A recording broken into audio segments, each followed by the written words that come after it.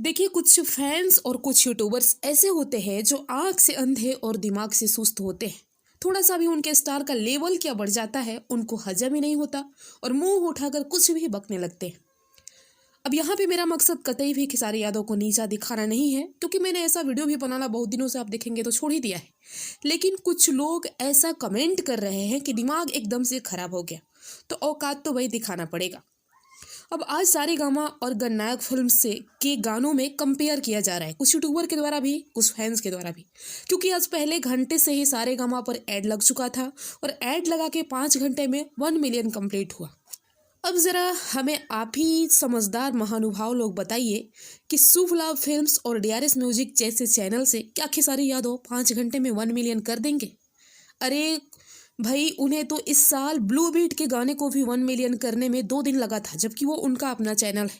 तो फिर आप गणनायक से कंपेयर क्यों कर रहे हो? गणनायक फिल्म पर पूरी तरह से खेसारी यादव के सपोर्टर है, तो पवन सिंह को कहाँ से 5 घंटे में 1 मिलियन मिलेगा, वो भी ना ऐड लगा के बिना। फिर भी गाना अच्छा जा रहा है, ये गाना धीरे धीरे चलेगा, कमरिया पतरे पतरे की तरह।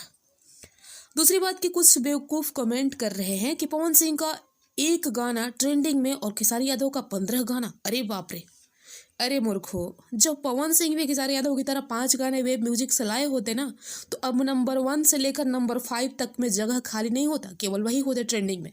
वो तो भाग्य मनाओ कि पवन सिंह ने इस साल ट्रेंडिंग में टॉप में का रास्ता दिखाया, तो पीछे से सारेगामा भी पहुंचा 3 दिनों पर। देखे थे ना अभी लाइव आप लोगों ने देखा कि कैसे टी सीरीज से पूरा ट्रेंडिंग सेक्शन ऊपर का भरा पड़ा था, फिर भी वेब म्यूजिक का गाना उनका टॉप में गया।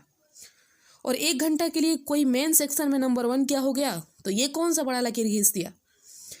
अभी देखो, इस साल का पहला गाना पांचे के नाचे यह 50 मिलियन हो गया, 1 मिलियन रील्स भी बन गए। वही हरी हरी ओढ़नी और लाल घाघरा 200 मिलियन के करीब है। धनी हो सावधान भी बहुत अच्छा जा रहा है।